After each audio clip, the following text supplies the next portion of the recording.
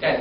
Jadi diadakan satu majlis sambutan yang memperingati Nabi SAW. Kita ambil tarikh yang sesuai, yang paling baik, iaitu pada 12 Rabiul Awal, iaitu hari kelahiran Nabi SAW.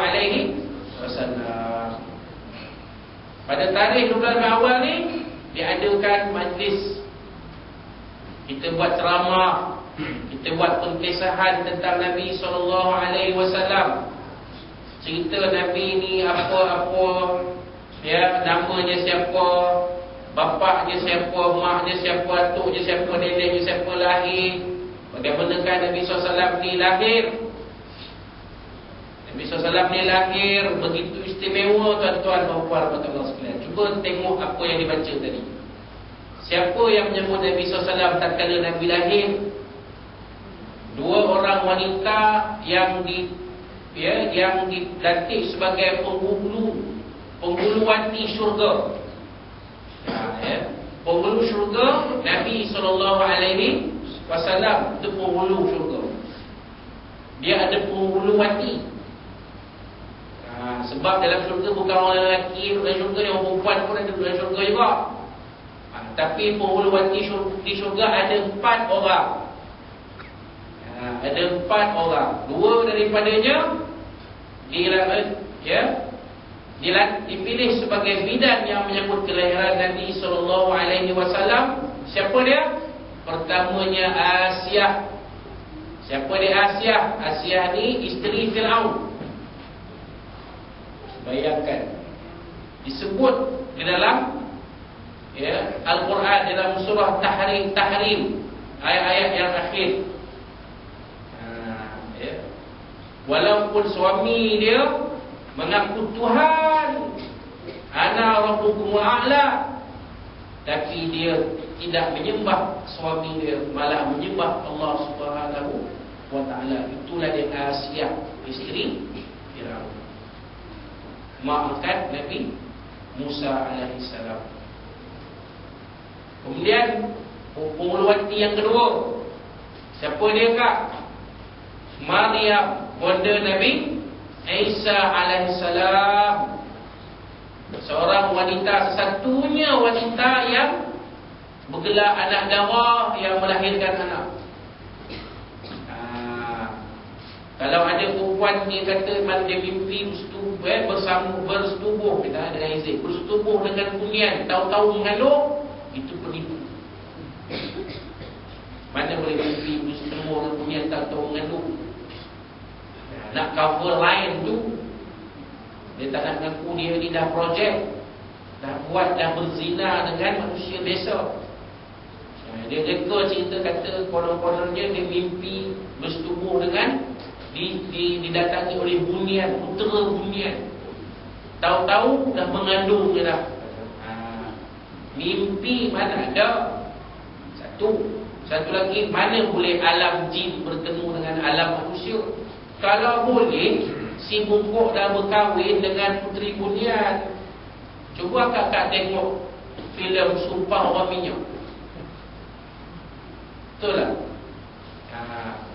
Tak boleh. Kata penghulu bunian, mustahil alam manusia boleh bercampur dengan alam jin. Mustahil. Jumpa boleh, bercampur bersatu tak boleh. Pasal alamnya mana tak ada manusia yang berkahwin dengan jin.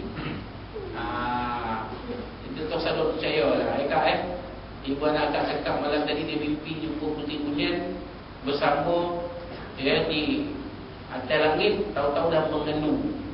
Tak usah percaya lah. Paksa dia mengaku. Siapa? Cakap betul. Mak tak marah. Cakap betul. Siapa dia yang bersama dengan kamu? Jadi senang kita nak cari jalan nak menyelesaikan masalah. Tak usah ada buat cerita fantasi. Tapi Maryam tidak. Maryam walaupun masih anak darah, tapi Allah Ta'ala jadikan Maryam ini boleh mengandung dan melahirkan Nabi Isa alaihissalam. Cuba kalau kita tak buat maulid Nabi, tahu ke cerita ni? Tak tahu. Tahu ke cerita Nabi ini tatkala lahir disambut oleh Asia dan Maryam? Tak, kita tak tahu. Tahukah kita ni, Nabi SAW, tahukah kita ni, kalau tak ada dia adakan menjadi maulid ni, tahukah kita bahawa bonda Nabi Aminah tatkala mengandungkan Nabi SAW, didatangi dalam mimpi. Dia bermimpi, didatangi oleh malaikat Jibril, memberitahu dia, dia ni sedang mengandung sebaik-baik manusia, khairul bariyah. Kalau kita tak buat maulid Nabi, tahu tak cerita ni? Tak tahu tuan-tuan. Memang tak tahu. Dah sejam tu. Tahu tak kita? Tak tahu. Kalau kita tak buat sambutan maulid, majlis maulid, tahukah kita Nabi SAW tatkala dilahirkan, Nabi itu sudah sedia berkhatam? Tahu kita? Tak tahu. Cuba tanya sahabat-sahabat kita di Bungli, tahu tak cerita-cerita pasal Nabi lahir, pasal Nabi ni, tahu tak? Tak tahu. Sebab tak dibuat majlis khas tentang Nabi SAW, tentang kelahiran Nabi. Nabi ini dilahirkan pada malam Nabi dilahirkan, bintang suraya itu memancar terang menyinari alam. Pada malam Nabi SAW dilahirkan, api besar di kuil Majusi di Parsi itu yang hidup bertahun, beribu-ribu tahun tak padam. Akhirnya padam pada waktu itu. Terperanjat orang pengguna Majusi. Apa yang menyebabkan api kuil besar kita dipadam? 40 tahun kemudian barulah mereka tahu, api itu padam kerana ketika itu Nabi SAW lahir. Kenapa disebut 40 tahun kemudian? Kenapa disebut itu? 40 tahun kemudian, 80 tahun kemudian, ataupun 100 tahun kemudian. Kerana Islam sampai ke Parsi pada zaman Khalifah Umar ibn Khattab radhiyallahu anhu. Baru mereka tahu, mereka mengaji-ngaji, mereka tahu, oh, yang kita dulu mengandung agama lama Majusi ni, kuil besar terpadam api dia sebab ni lah, sebab Nabi SAW lahir ni. Kalau tak dibuat majlis maulid, tahu tak? Tak tahu. Itu sebab diadakan majlis maulid. Kalau di setengah tempat dia baca kisah Nabi itu daripada pagi sampai malam, baca kitab Syama'il Al-Muhammadiyah, nak kenal Nabi ni siapa sampai khatam kitab Syama'il.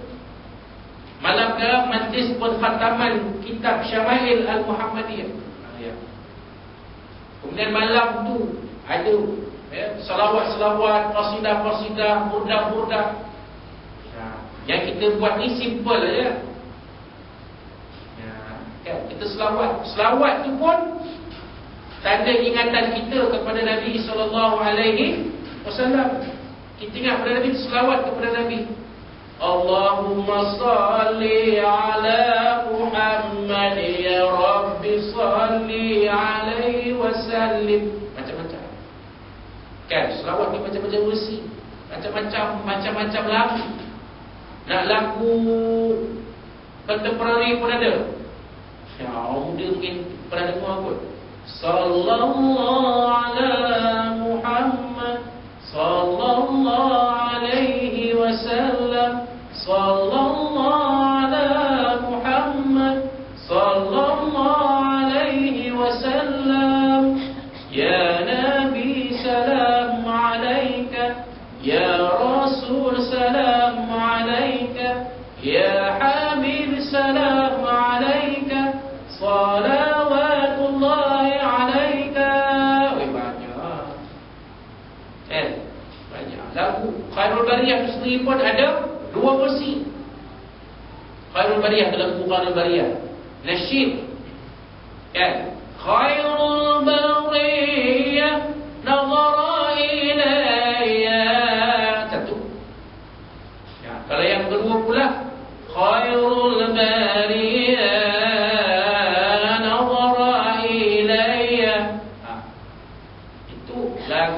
memuji Nabi SAW tu. Selawat dah banyak, mesti banyak lagu. Cuma yang tak ada lagu rock, selawat rock tak ada. Sallallahu alaihi Muhammad, sallallahu alaihi wasallam. Betul-betul batuk ustaz nanti selawat. Bak lagu rock. Dia selawat dia tak boleh lagu rock, dia lagu lembu. Kan? Ya. Allahumma salli ala Muhammad ya Rabbi salli alaihi wasallim. Macam-macam. Macam tadi pun satu lagu juga. Kan? Asyraqal badru tadi kan. Macam-macam. Ya. Macam-macam lagu selawat. Ya. Jadi bila kita selawat Nabi SAW sebagai ingatan kita pada baginda, bukan kosong ya tuan-tuan puan. Ada ganjaran dari Allah Subhanahu wa taala. Man shalla alaihi salatan sallallahu alaihi biha asyra. Siapa selawat ke atas aku 1 selawat, Allah Taala akan bagi selawat atas dia 10 selawat, yakni Allah Taala akan bagi dia 10 pahala. Banyak. Kalau kita selawat 10 kali, berapa? 100. Ada di belakang belajar matematik sekolahan. Kalau 100 kali berapa? Kalau 10 kali berapa? 100. Kalau 100 kali berapa? 1000. Kalau 1000 10,000. Kalau 10,000 kira lah ganda 10 Itu namanya ganda pahala anda. Jadi jangan lupa selawat kepada Nabi. Kalau terlupa dia tengah exam terlupa Allahumma shalli alaihi wasallam, Allahumma shalli alaihi wasallam, boom, dia datang keluar metode dapat balik. Itu selawat exam namanya. Pergi ke Kuala Lumpur cari parking. Masya Allah, susah nak cari parking ustaz di KL.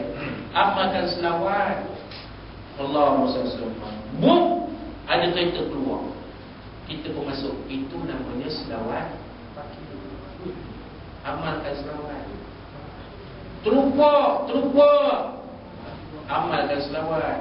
InsyaAllah Allah Ta'ala akan bagi lampu ingat selawat kepada Nabi. Ya, kan? Itu dia kelebihan selawat. Macam-macam. Kan? Kalau cerita tak habis aku ceramah ni mau bagi besok. Baik. Kenapa dia adakan? Tadi kita dah cerita nak ingat, nak bawa balik ingatan kita kepada Nabi SAW. Kemudian sebagai tanda kesempurnaan, bila kita kasih kepada Nabi SAW, kita buat satu majlis dengan Nabi SAW, maka iman kita akan jadi sempurna. Nabi kata apa? La yu'minu ahadukum hatta akuna ahabba ilaihi min walidihi wa waladihi wa nasi ajma'in. Tidak beriman, tidak sempurna iman seseorang kamu sehingga aku ni, kata Nabi, aku ni dikasihi oleh dirinya lebih daripada pak dia, lebih daripada anak-anak dia, lebih daripada seluruh manusia yang ada di atas bumi. Saya tanya tuan-tuan perempuan yang suami-suami, sayang siapa lebih? Sayang isteri ke sayang Nabi lebih? Dulu Ustaz ni sekarang Nabi nak jawab, Ustaz ni tidur kan orang. Kalau sebut Nabi karam, isteri kan suruh tidur kan orang. Abang dia tidur kan abang. Abang kata saya ni abang kurang sayang. Abang kata Nabi abang lebih sayang. Abang pergi tidur kan orang. Akak-akak di belakang, kalau saya tanya akak-akak sayang siapa lebih? Sayang Nabi ke sayang suami lebih? Senyap, bunyi-bunyi belakang. Tak berani nak cakap terang-terang. Ni suami tak bagi duit belanja, mana nak cari makan. Awak tak kerja, suami je yang kerja. Suami je yang pencen, awak tak dapat.